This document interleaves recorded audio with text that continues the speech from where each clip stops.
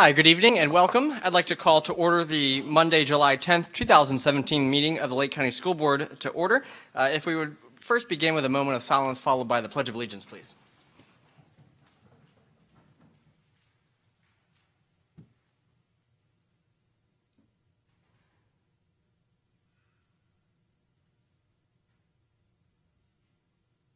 Thank you.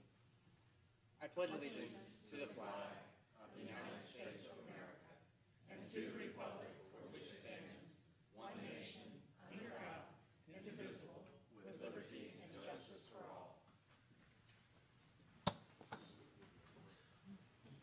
All right, thank you all for coming out on this fine summer evening to the now B-rated Lake County School District. So that's pretty excited. I couldn't wait to come and say that. I knew there'd be some applause, but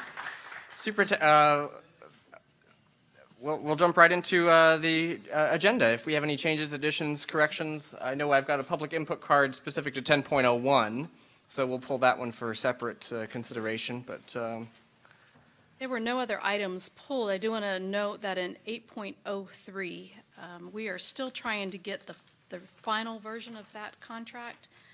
Rather than pull it, because we do need to move forward with that, and I don't want to wait till the next board meeting because we pulled it off last time. We just minor changes. I know that Mr. Johnson's been involved in that contract. I will have a separate recommendation, so I don't know if I need to pull that because I'd like for it to be approved with a modification. all right, very good. We'll pull that one for separate consideration so you can provide that explanation. Board members, did you have any other items that you'd see an interest in addressing separately tonight? Just 8.06. 8.06? Consideration. All right, very good. All right, so 8.03, 8.06, and 10.01 is the one with the public input card. So with that, we'll jump right into, well, we don't have any representation tonight. Approval of the minutes. Almost tried to fly right through that. We've got one set of minutes for approval tonight. Yes, and I recommend approval of the minutes from the regular school board meeting dated June 12th, 2017. All right, there's a recommendation from the superintendent. A motion by Bill. Second. And a second by Stephanie. Any questions or comments before voting? All right, then all those in favor of approving those minutes signify by saying aye. Aye. Aye. Opposed, nay. That carries 5-0. Now we'll slide down into public input. I have two cards that are not specific to an item on the agenda. So first up, we'll invite Melody Johnson.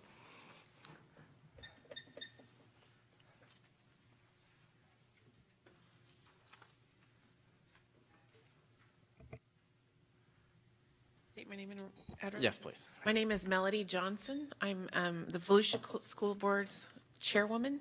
My address is, I'm going to go with my home, 1114 West Seagate Drive, Deltona, Florida, 32725. I heard I was going to be among friends. I want to say good evening to the chairman, school board members, and superintendent. What I have come here tonight is what you're very aware of, the DCD. And that's what those forms are pointing out, the loss we're having. I call it theft. I feel like they're robbing from the poor to give to the wealthy. You guys are actually number 6 in donor counties. We're number 1 in Volusia County at 140 million. You guys are at 57 million since this went into place. It's making me angry. And what I could do with that money for my teachers, my students, everybody involved. So this is actually applied to our base student allocation, which makes it even more offensive, if you will. So we send $1. They're sending us back 96 cents. You guys are getting 97 cents.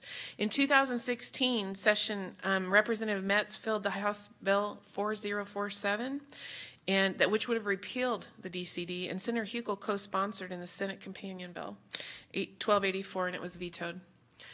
We wanted a study. That's what we were starting to push for in Volusia County, but every good attorney will tell you you don't want to do something that you don't know the outcome. So we don't want to actually do that study as much as we want to push for a constitutional amendment. So I am driving all over the state of Florida, and if people are impacted and speaking to school boards, then my second trip around will be to legislators. I'm also including businesses. We're going to start a lead committee that I'm heading in Volusia County because we have been hit the hardest, but if anybody else wants here, I want you on it. We are over what they're doing to us. And this was an obscure formula that harmed us. In 2016, Volusia County and Lake County were ranked 13th and 19th in student enrollment, and we were funded as if we were number 56, and Lake County was funded 66th out of 67 counties. Dr. David Denslow created the formula. So my husband created a meeting with Dr. Denslow because he was a legislative aide with Dr. Fred Costello. That meeting, Dr. Denslow actually said, this needs to be restudied.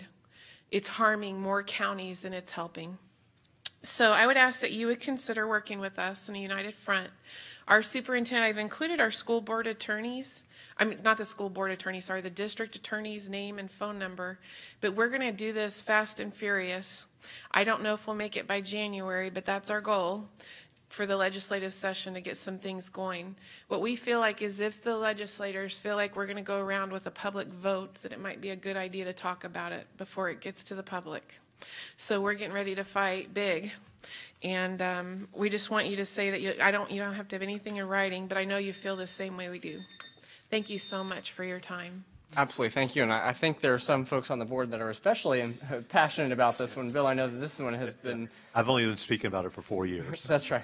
And when there are 14 counties that benefit and 53 do not, then there is a lack of equity. Thank you. Mr. Chairman, I'd like for us to consider that we would do a resolution in support of what you're doing. Thank you. And individually, actually, the queen of organizing is right here. That's right. And so if she can't speak tonight, so I'll help. I will do it for her. She's more than willing to get behind this. And she will bring all of her constituents. Did that pretty much say it? Yes. Okay. I did hear a yes, a squeaky yes. Yeah. Thank you so Yes. much. I Yes. just think if we banded together, we have a chance. Absolutely, and there are plenty of counties, like you said, that are affected adversely through this. What I didn't point out is we're calling ourselves a donor county, and we're calling them a welfare district. And Because I'm mad, kind of like corporate welfare. So I'm aggravated that they would just keep taking from us, and I don't want to take up all your time. But well, the biggest change, and Representative Metz did try to bring it last year. And this year, he tried to at least get a study that would be moving it in a direction. we're concerned about And the that- study because they manipulated it in 2004. Exactly. Completely honest. Exactly. Well, I think the funding was vetoed for the study, right? Yeah, it was. Yeah. It was. So now we got a new plan. Yeah, outstanding. I'm excited that you came before us. Thank you. So much. All right, so I think we'll, the message I get from the board is we want to have this as an ongoing discussion topic so we can talk about next steps here, but I think you can count on our support. Thank you. Thanks for making the trip all the way from Volusia. One additional public input card tonight, not specific to an agenda item, is Mr. Vance Yoakum. Please come on down. Hello, Vance Yoakum, write the blog fiscalrangers.com. I just wanted to follow up on a previous statement that I talked about, which is that if this county wants, the school district wants to be a place that attracts students from other counties and school districts and maybe siphon off some from charter schools, is that, and I mentioned that you should look at addressing some of the concerns that conservative parents have. There's an entire network out there nationally on a lot of things, not only Common Core, but others. And so I brought with me a letter that I'm going to send to all of you by email. This is a letter that's going to a congressman from a lady named Karen Ephraim. I don't know if any of you even recognize that name, but she is considered to be one of the top experts in the dangers of Common Core. And of course, since Florida standards is 99% Common Core, that would apply here. However, I know from previous discussions that not always are some of the things that people are really concerned about maybe are practiced in this school district, but a lot of people may not know. And so the point I'm bringing up is I'm going to start giving you some specifics of these issues, and that maybe if you consider doing your own research, and if you think that these are marketing issues that you can explain to people, just like the issues about that you do have schools that are ranked high, that you've got to be ranking now, and that you consider doing that, you could attract people that are worried about issues such as this one, which is that the Congress is reviewing legislation that affects student data privacy. It affects tracking social, emotional data that is being tracked by software, and I don't know whether that's even applied here or not, but it surely is in some other places. And so this is an issue of the type, And there's a lot of details in here and the recommendations to Congress on how to modify the law to do that. And if you address these issues, because this is a conservative county, we have over 100,000 registered Republicans now versus about 60,000 Democrats. And that those people, a lot of them are following this, and that would be very much happy if you just at least addressed these issues that they see all the time, that I see all the time on YouTube, on Facebook, and other places like that, shared among the very large network of parents that are pretty angry. But they see stuff that maybe is going on in Milwaukee, but they don't know, maybe you guys do not practice it, and that's my point, is identify these issues and then come out with a statement and say, this is an issue that people are concerned with, but we don't do that here. That's my point. Okay, so I will give this to Natalie, and then I will send you an email copies of this because it's very thoughtful. It approaches this stuff very well. All right, thank you very much. If I could, Yes, Chairman, please. I actually had a chance to review the article that you're referring to, and I just want to assure you, and certainly I appreciate your input in regards to communication to the public about these issues. As I read that, I can tell you that that's not happening here. And the article written by Alex, and I don't recall his last name, which was referring to the data tracking of SEL data. I'll send you that. I'll send you that article, but. Sent out to anybody yet, that said she's looking for officials that are elected at the state level and national level, like congressmen. They're in touch with a lot of these people, and they are asking them. Back to the mic, please. Thank you. And they are in touch with a lot of people, the national and the federal level, and they and this is a very well, researched. Well, the lady that did it, Karen Ephraim, is a doctor. A doctorate in education, I believe. Yeah, and I'll share the article with you as Okay. well, but I can tell you the practice is referring to the fact that they were having teachers every month do a 72 question assessment of every child, and I can tell you, my response back was, if we were to do that, we'd have no teachers left, so I can assure you that we don't have that practice going on here at all, so. Well, good, but that's the kind of thing I'm talking about. Is there's a number of I these hear you. issues that have been circulating for years, and you may or may not be addressing them. In some cases, I've been given generic standards in the past with the past administration that I just didn't believe at all, frankly. And so that's why I'm pointing it out, and I'll share that information with you. Thanks. All right, thank you very much. All right, we'll slide down into the report section of our agenda, and first we'll invite Carmen Cullen-Batt from the Educational Foundation to come forward. Chairman, school board members, superintendent, thank you. The foundation has been awarded $28,000 from Duke Energy, and we'll be using that in a re-granting process for STEM mini grants in the classrooms. And that'll go out the first week of school so that we can get the applications in. We received 17 unlocked innovation in the classroom grant requests, and the visioning committee will be meeting to narrow the field down to 5. Then those 5 will be paired with a CEO, a CPA, and a PR professional to develop the business model to make sure it's sustainable. And then they will pitch to a panel of community leader judges in October, and we'll be awarding $65,000 in that initiative. Red for Ed, which is our countywide school collection supply drive, is in its 3rd year, and we have 89 participating businesses throughout the county that are serving as collection sites. That's a 35% increase over last year. And the businesses will be bringing their supplies to Wooten Park on Monday, July 31st from 4 to 6 to weigh in, and there's a competition between the businesses to have the most weight in school supplies. Last year, there was over 4,000 pounds collected at Wooten Park, so we have a goal for 5,000 pounds this year. And in addition to that initiative, Disney cast members are in the process of doing a collection for us, and last year we got 4 pallets out of their efforts.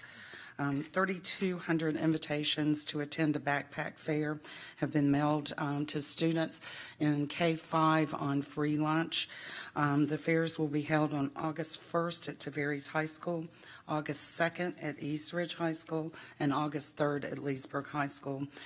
We also invite service agencies that have information or assistance for our families to attend the fairs, and to date, we have 17 lined up. The foundation is also going to be providing lunch at New Beginnings, which is our new teacher training on July 31st. Stepping Out for Education, our local version of Dancing with the Stars, is July 28th and 29th at Mission Inn. We're over 70% sold out with 2.5 weeks to go, so we feel sure we'll have a full house. And our Lake County School family will be offered discount tickets to attend dress rehearsal night, which is Thursday, July 27th.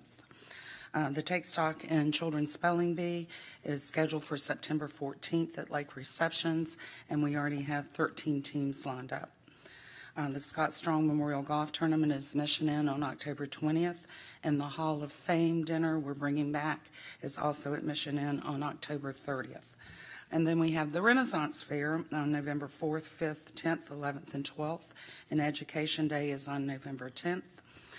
Our casting director, Jen Julian, she is also our drama teacher at South Lake High School, is holding auditions August the 19th, and we're going to cast 100 students in roles in the cast, and they will be working every Saturday for 4 hours from August through November to perfect their roles. And then we are also bringing back our 6 high school culinary departments, and they'll be cooking all of the food at Renaissance Fair. And last year, all of that food equated to $70,000 worth of turkey legs and fair food. So they do a phenomenal job for us. And we also have 3 weddings lined up for this year. So if you know anybody that wants to get married, we have one more date for a wedding for Renaissance Fair. Any questions? Doesn't slow down even over summer. No, we don't. Thank you. Thank you so much. Mr. Johnson, anything from the attorney side? No, all right. Well, let's slide into our consent agenda then. All right, I'm recommending approval of items 8.01, 8.02, 8.04, 8.05, and 9.01 to 10.02. And 10.01 we're going to address separately due to a public input card. Oh, That's all right. so we need to pull that one. Yes. All right. So moved. Motion by Bill and a second by Second. Sandy. There we go. Any questions or comments before voting on the consent agenda? All right, seeing none, let's put it to a vote. All those in favor say aye. Aye. Opposed, nay. All right, that carries 5-0. And we have 3 items for separate consideration, first being 8.03, the Neola contract. Yes, as I mentioned, the contract just had 2 very minor issues that are still being resolved. We just didn't get it back in time to make the board agenda. So this was actually Ms. McLeod's item, and she's requesting that we approve the agenda item subject to Mr. Johnson's final agreement with the contract terms that he's been working on, and provide permission to the board chairman to sign the final contract tomorrow once we receive it later this evening or in the morning. All right. There's the recommendation. Yes, that was your recommendation? That was my All recommendation. right, very good. So moved. Motion by Stephanie and a second by? Second. Who wants it? Bill. There you go. Any questions or comments on it? All right. Now let's put it to vote. All those in favor say aye. Aye. Opposed, nay. That carries unanimously. 8.06, the removal of fixed assets. Just and I spoke to superintendent before the meeting, and then also to Mr. Carr. There's in Title I, there's a Dodge minivan to be dispositioned, and it's my understanding that the van itself is not really in that bad a condition. It's just that lack of use that when you want to use it, it don't work because it won't crank. So they're getting rid of it. And what I've asked is to be considered is that it be looked at repurposed in another department, but we would have to buy it. But in talking to Mr. Carr, he ran into a situation with another department where they did something where they bought it at a fair price, but yet they got their hand slapped because it didn't go through an auction. So I would just like that part to be pulled and looked at, how we could do it if we have to do an auction like I think maintenance does, where it's online and people can bid on it. If we can get by and that's okay and it's approved, and we can buy it and use it for some other department, because being Title I, you just can't give it away. So if we could do that and repurpose it for someone else in a department, because we're kind of low on vehicles. So just for consideration. Yes, Mr. Carr and I spoke about that, and he's going to be following up on that. So, but I don't want us to get slapped, you know. Yeah. So for purposes of the document that we're set to vote on, where this item is being disposed of, you'll follow that process, but then throw it back up, so that way we as a district have an opportunity to Could I, get back at that. I mean, in my motion that I would make on that, in this superintendent doesn't make the motion, but what I would consider is that if it comes that we cannot do this where it's beneficial for us, that we just go ahead and we approve this as is, with the understanding that if we can buy this through the auction and be legal for us, that we go that route. Does that make sense? Or is that too hard? It made sense to me. Makes sense to me. Understand what you're So saying? your motion is to. We go buy ahead that. and approve this tonight with the understanding that if we're able to repurpose this by DOE's approval through an auction, that we would keep this vehicle and purchase it through the auction. If not, then we'll sell it to the highest bidder. You see what I'm saying? Is it- Might be a little clearer to take it off the list. Then bring it Sandy, back? And then come back after you determine what you can do with it. Well, I don't want to hold up a process, you know. Well, but you're just, I mean, essentially, it looks like you're just disposing of it, so you're holding up disposing of it for nothing. So I think it'd be better to take it off the list and see what you can do. That's fine. What's the item? How many miles were it? Low mileage. Low mileage, is it? It sits. Then when they want to go use it. All right, I think we're ready for a recommendation. Okay, I'm going to recommend approval of 8.03 with the amendment of the removal of the Dodge minivan 0657 from the disposition list. All right, there's a recommendation from the superintendent. So moved. Motion by Bill and a second by Sandy. All right, any other questions or comments before voting on that one? All right, then let's vote. All those in favor say aye. Aye. Opposed, nay. That carries unanimously. And then finally, for separate consideration is 10.01. Steve Tibbetts, come on down. We have a public input card from you to address this topic.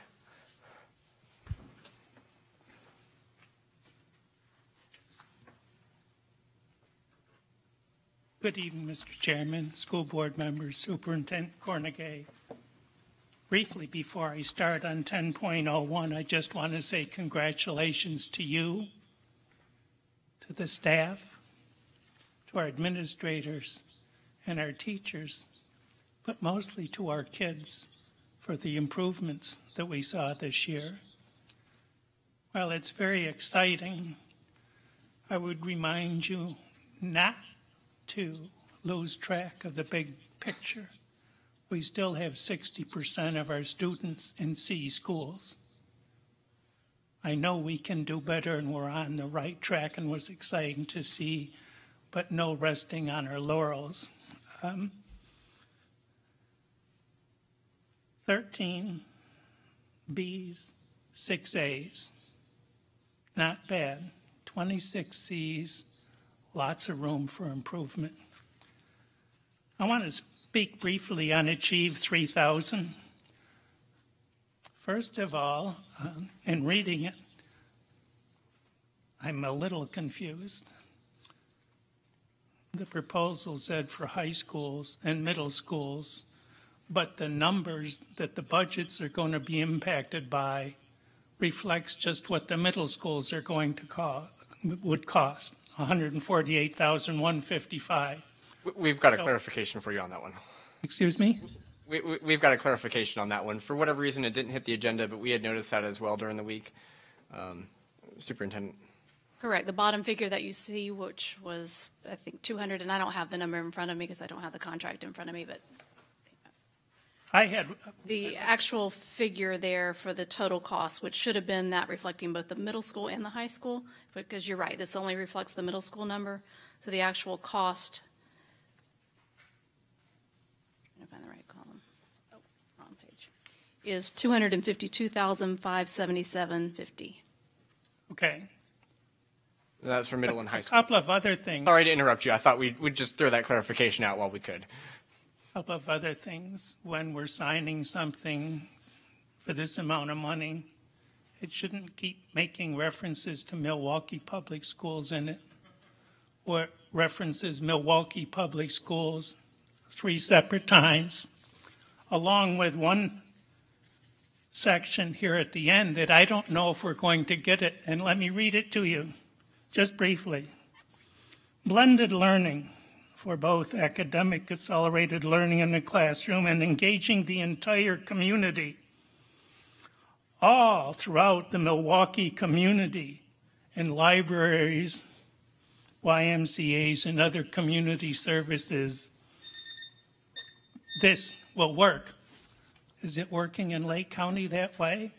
Or do these people just say what great things they're doing in Milwaukee and we're going to sign a contract? I'm just asking for some clarification. I think it's a wonderful program. It looks like it will really benefit our students, but we shouldn't be signing something that's poorly written and presented to you, and I don't know how many of you are planning to move our kids to Milwaukee to take advantage of this. Thank you. It's like, well, we appreciate your comments and for the opportunity to correct and clarify the agenda item. This is not a new program for us, one that's already in place, but rather a renewal for the middle schools and high schools, which I think the agenda item reads that way, middle and high schools, but the fiscal impact was, that's just the fiscal impact for the middle school, so that's an incorrect number on there. The correct number is 252,000. Did you have anything else that you wanted to add to clarify any of the, or board members, if you've got any questions about the item or the program?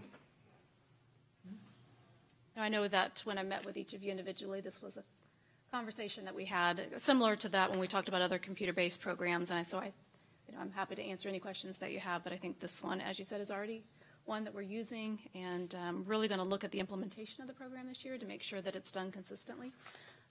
And so there have been some great successes with this for those more struggling learners when implemented with fidelity. So. All right, very good. And so your recommendation, it must be for approval of the middle of high schools. Board members, any motions on it? So moved. Motion by Bill. And Second. Second by Stephanie. Any questions or comments before voting or any discussion to be had? All right. All those in favor say aye. Aye. Opposed, nay. That carries 5-0. And that brings us to the discussion section of our agenda tonight, where we've got the tentative approval of policy 2.95 plus. Starred plus. The matter before the school board is the tentative approval of school board policy 2.95 titled Wellness Program. If there's anyone here this evening that wishes to speak to this particular policy, then please come forward to the podium at this time. Chairman, I don't see anyone coming forward and believe it appropriate to close the public hearing. All right. Thank you very much. Superintendent, your recommendation? Recommend approval of item 11.01, tentative approval of the revisions to policy 2.95, the wellness program. All right. There is a recommendation from the superintendent. Any motions? So moved with comment. Motion by Bill, and looking for a second? Second. Second by Sandy. All right. Bill, I think you said you wanted to comment on it. Please. Go ahead. Are we driven by the name Wellness Program? Because to me, when I first look at the agenda, this is more about nutrition, and while that is wellness, but I think of wellness more of our wellness centers, and wellness being more clinic-driven than I do. Actually, I think we're driven by the federal government and what we And have to what we call it? I think I tried to edit this program down a little bit. I didn't think it had to be quite this long to be in our policy manual. And I was shown a rather thick pamphlet from the federal government that said everything I was going to take out, you got to have in it. And I'm not absolutely positive, Bill, but I believe the title was part of what they required. Okay, nope. That's all. Any other comments, discussion out there? All right. It looks like we're ready to move into a vote. All those in favor of approving the policy on tentative reading there signify by saying aye. Aye. Aye. Aye. Any opposed, say nay. All right, that carries 5-0. Sorry, I didn't hear 5 loud voices at first there, but I think Christy gave it an eye. There we are. Sort of sound like a parent. All right, we'll go into the superintendent report.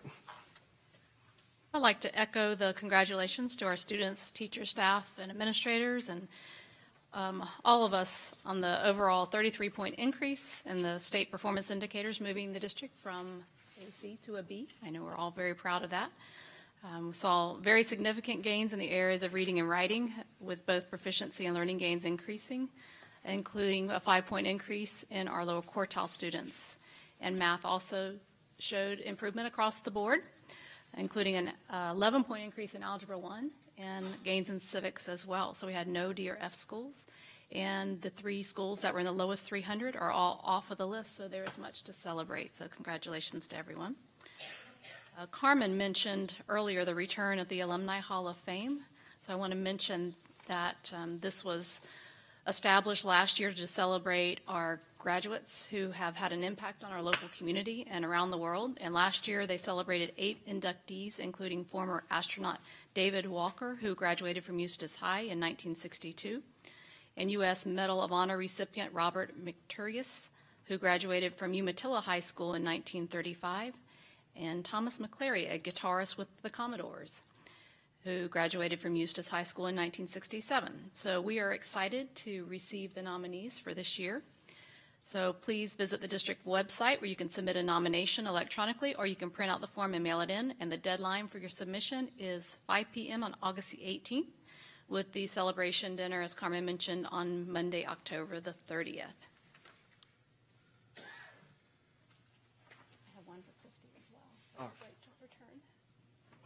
All right, very good. Then we'll go down the line for our board member. Oh, any letters of condolence this week? I am pleased to say and thankful that we had none. Oh, that is a good thing. Well, you haven't heard from Sandy yet. All right, Sandy. I have to research it first. But I did hear of one. He used to be our locksmith. That I understand that. I was told today, so I've got to research it before I say something. But I'm just glad to be back. Been away for 2 weeks, 1 week on camp, church camp, and 1 week on vacation. That wasn't vacation, but visiting a lot of family, so you're not on vacation. So, but I did have the opportunity to meet with a representative in education from China. I'm going to see how I can take it off my taxes now. But I have a first cousin that he teaches in China. So I was asking him about their education program and things and how they do things. And I don't want to get involved in it because tonight talk with it, but I will speak to the superintendent about it later because I don't want it to be misquoted that I said we're going to do this. But they have a different format of the way they do things. And one of the things they do, though, that I will say is where we take off a couple weeks at Christmas, they take a month. And then they take 4 to 6 weeks in the summer versus like we do. And then some may go 6 days a week, and some may even go day and evening. So it's a lot they're involved, but we're not getting into that. But I'm just saying, when we look at our education of our students, how are we going to better our students? And I'm not saying that we're looking into this that way, but we have to look and have an open view of what we're looking at trying to do to better our student population, the education available to them. And that's our responsibility as a board. And so I take it pretty deep on that. And now that I have a China representative that actually is a relative to give me some input, and plus other countries that he's involved with, that it helps give a little insight there. But there's a lot involved in this, and I want to give accolades to all of our administration and staff, our teachers, and our students for what has happened with our grades and how we came up. And we as a board, we do whatever, but it's the teachers in the field and the administration in the field that make this happen, and I just want to congratulate them. Thank you. Thank you. All my comments. All right, very good. What? She's Comments. She's actually asked me on her behalf to share her comment this evening. Oh, very good. And actually, it was an invitation to attend the roundtable discussion with the new Leesburg High School principal, Mr. Randolph. It is tomorrow evening at 6:30 in the Leesburg High School auditorium, and Dr. Burns would like to invite everyone to come out and meet him and let him share his vision and ask questions. He's very open to engaging the community, and he's been very active in that role. So if you're available, please join him tomorrow evening. And as you do, please notice the front entry and what's happened there today. The fountain, and I will not spoil the surprise, but it looks beautiful. Suspense. Great presentation. Bill? I want to first thank Mrs. Johnson for coming all the way from Volusia County and champion a cause that has brought inequity to Lake County for as long as I've served on the board, and probably as long as which has to do with the district cost differential. And Jason, you missed that part, but I'll share with you the paperwork on that, because I was hoping to get y'all's attention, but it didn't work out because Vance was hogging the podium. So also, as we celebrate our B and we recognize the hard work still ahead and the foundation that's been laid, that I think it would be remiss not to recognize Dr. Moxley and the leadership that she provided for us. And so that's all I've got. And it would be, I feel like it's a broken record, but obviously congratulations extended to the district and the teachers and the students and administrators on the impact. I've heard from lots of people that have said, wow, they're super excited about some of the gains and some of the things that have come out. So that's always exciting to be able to celebrate with them. I also wanted to give a shout out to Miss Palmer and her previous intern. They're doing the SBE reads with the rocks, the rock painting, and they're delivering more rocks. She's got a ton of painted rocks. So they're hiding them around the Cooper Memorial Library and the Kagan's Crossing Library for students to find this summer while they're reading. Super important to remember to keep them reading this summer. So thanks. That's right. You know, it's amazing the power of that rock project. My own kids just discovered these rocks, and now they want to. I mean, they're already incredibly avid readers, but now they're determined to go back to the library to get their book, as opposed to picking from the 8,000 that are on our shelves at home just to seek out these rocks. So it's the simple things I tell you. Well, board, I want to share with you that I went to visit the folks at Pinecrest. And a couple of things I want to pass along. You know, as we talk about making Lake a destination district, one of the questions that, of course, a lot of business folks tend to ask is, why are people choosing the competition? So I was able to garner some insight as to why some of these students are leaving us and going to Pinecrest. And two things stuck out in my mind. And one, that is for some of our elementary schools down in that direction, they fall on the 600 threshold of students, and because of that, they only end up with 2 enrichment allocations. You end up using 1 on PE, so then you get only 1 other choice. A lot of folks are using science lab or tech lab, you name it. Art and music, well, those tend to not be as prevalent in the smaller schools sometimes. And for Pinecrest, they say that that's what's attracting them, because they're going to be offering those sorts of art opportunities for their students. So I know that budget is always a challenge for us. This is one that I was trying to approach when we began on the allocations formula, was beefing up that enrichment number. I know what we did is we reduced some of the thresholds to get the extra allocation, but clearly that I don't think we've gone far enough. So I think it's just something to kind of try and keep in our minds as we prioritize going future, is to see how we can shift some of that back towards enrichment, to provide a diverse set of offerings for our students. And the other big thing I was surprised about is how many 5th graders they had recruited. And I said, what's going on? Well, they all want guaranteed admission to the 6th through 8th.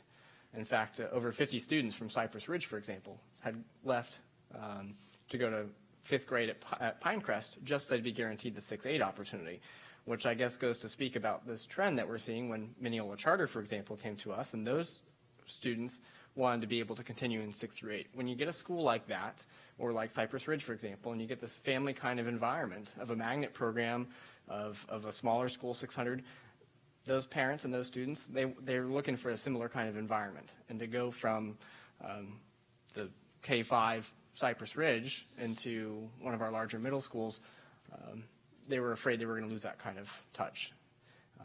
I don't know how you expand that school to a K-8 given the confines of the campus, but I know that this school is on our sales tax list towards the bottom of priorities. But when it gets there, whatever board that is, you know, maybe they need to have a discussion and consider, does K-5 continue to make the most sense for that school, or is there something else that you could do that's going to continue to retain those students?